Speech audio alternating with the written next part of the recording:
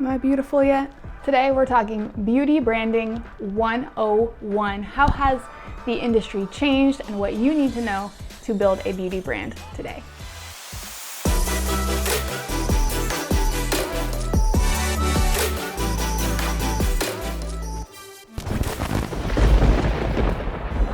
What up, y'all? Welcome back to my channel. I'm Liz Marie, a brand strategist and creative who's helping women and BIPOC entrepreneurs overcome brand chaos, get clarity, level up their brand so that we can shatter glass ceilings and build generational wealth. Let's go. So throughout my career, I've worked for hundreds of different brands. I've had all different types of clients, big, small, you name it. And somehow I have ended up with a little bit of a niche in beauty. Not all of my clients fall into beauty, but I've had quite a few of them in that space. So I have learned a ton about how to position a brand, both strategically, messaging, and visually. And I've looked at hundreds and hundreds of companies in the beauty space while I'm doing my research to build my strategies. And beauty is a broad category, but I've worked for beauty publications, blogs, skincare companies, quite a few of those, nail companies, lip stuff, big wide gamut across the beauty industry. So first I want to talk about this transition that has happened in the industry, and we're kind of at this point where you have to choose what type of brand you want to be. So first there's the old school. Old school beauty brands are all about aspirational beauty. They put forth this vision of what beauty looks like and they feed off of our desires to look like that. They use super airbrushed models, they have products that maybe don't really work, often are very, very expensive, and they sell us this dream of self-image and kind of feed on our own insecurities and imperfections. And I'm not saying newer beauty brands don't also do that sometimes, but that used to be the only option.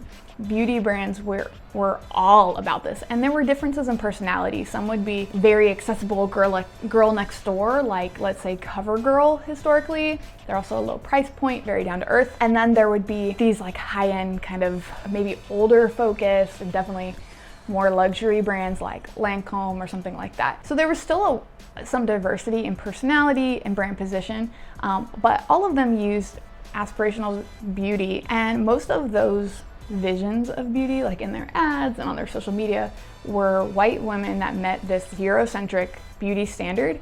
And a lot of them were catering to this male gaze version of beauty, like beauty for the sake of being beautiful to someone else versus because you actually just like the way makeup or having nice skin or whatever makes you feel. It wasn't a whole lot about feelings. It was way more about appearance. And that is a huge, huge difference to this new school shift that has happened in the beauty industry, which I think is super, super cool. And again, not every company has made that shift, and you don't necessarily have to pick one or the other when you're approaching your brand, but I just want to let you know the landscape that's out there. So now there are a lot more companies that are coming out and embracing diversity. What a concept. Not just in race and skin tone, obviously, but in features, in, like I said, not using that Eurocentric beauty standard as the standard, embracing flaws and imperfections, not airbrushing anymore, celebrating having freckles or having a gap between your teeth, things like that.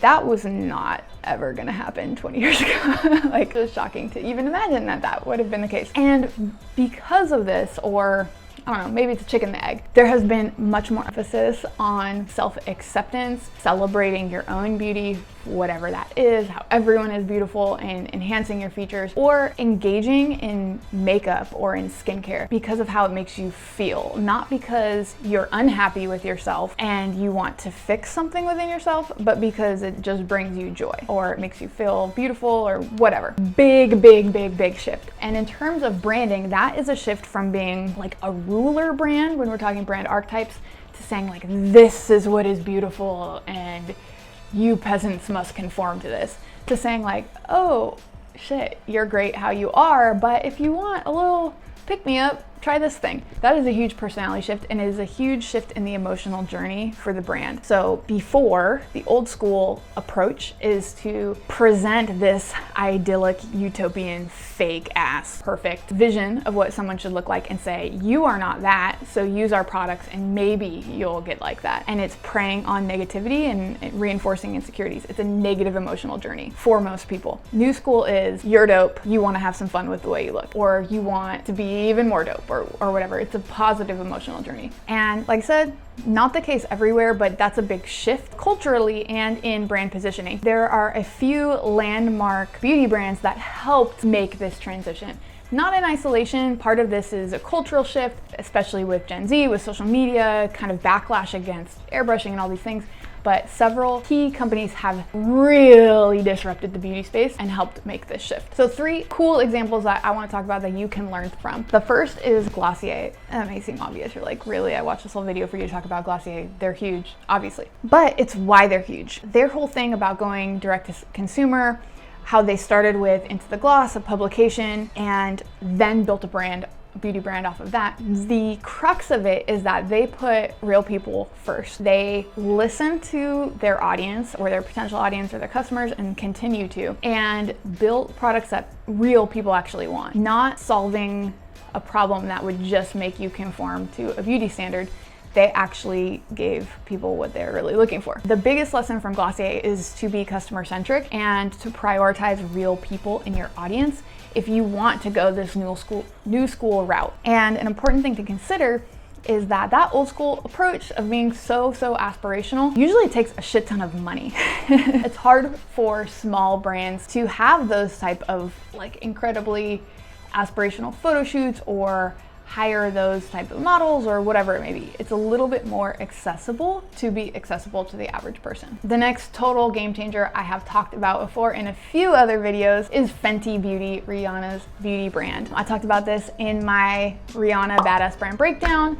You should go check that out. But basically, they totally changed the game in terms of diversity for makeup brands. Most brands would have like 20 foundation shades, skin shades, and they definitely skewed on the white range of skin tone. Very few for women of color, especially darker skinned women, and that's really fucked up. And Rihanna and Fenty Beauty came out with 40 shades initially and made that the new standard. It changed the game. And then they have since expanded to over 50 shades. That changed everything. That included more than half the population that was being like totally ignored or barely given scraps in the beauty game before. And so that just set a new standard for how we have to think about beauty, totally different than this old school white centric model that is just ridiculous and dated, and even just from a business standpoint, really dumb. And another one that I want to share that you may not have heard of, I hadn't heard of them until I was doing research for a client. It's called Boom by Cindy Joseph.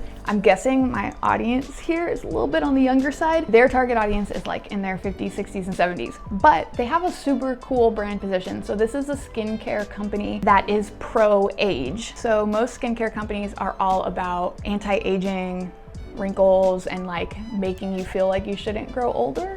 Strange concept, but they're all about celebrating it and just giving you things that maybe help a little bit, make you feel a little bit better, but they are pro-age. So they specifically target older women, maybe like senior age women, and that's who they feature in all of their campaigns, is like real women who have aged, who have fine lines, who have lived their lives, and celebrating their beauty, because that category of women, that age group, is often completely ignored in media and branding and advertising, by products, by companies. They're just, it's like once you're past 40, you don't exist, and that's bullshit.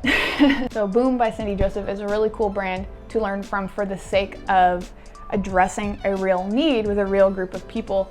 And again, putting that customer first, not this like idyllic vision. And the last lesson I want to leave you with when we're talking about beauty branding is that today most brands are either leading with personality, they're solving an actual problem, or both. It is a super saturated market. There are so many options out there for beauty. Like go to Sephora or Ulta and you'll just see like countless lipsticks or, you know, whatever you need. And that's really only a fraction because there's so many e-com brands. So how do you stand out? What do you do differently? Most companies today are either building off of a very distinctive, unique personality. The first example of this to come to mind is like Kat Von D. She's a personality of herself, but like she has all these palettes, and I don't know why that's the first one to come to mind, but she has her like rebellious personality anyway, and she carries that through to her makeup. Or like Too Faced has a very unique personality in their style and their design. Using your personality to stand out and identify with like a subgroup or a niche, people that share that personality, can go a long way to getting people to prioritize your products, try them over an alternative because they identify with your brand. Personality always helps. I have a whole video on that too.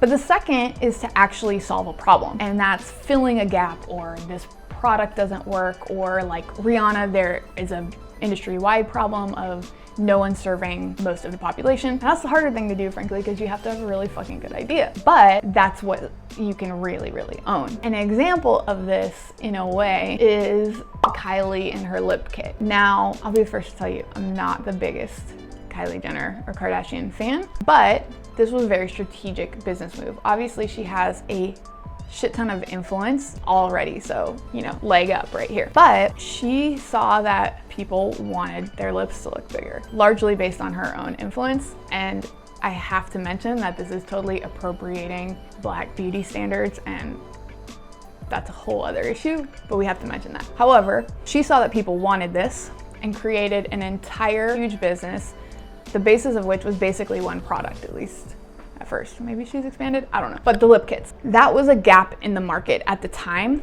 She kind of created that gap with her influence, but either way, it was solving this need. There was a demand for it, and she met that demand better and differently than others out here, again, partially because of her influence. Now, if you can do both, if you can create products that serve a gap in the market, whether that's for audience, whether that's for skin issue or nail issue or makeup issue, or just create products that are better pigmented, last longer, some other challenge in the beauty space, and you can pair that with a personality that is unique and that people are really going to resonate with, you'll be golden. Even more so if you can pair it with this new concept of self-acceptance, celebrating natural beauty while still getting people to buy shit.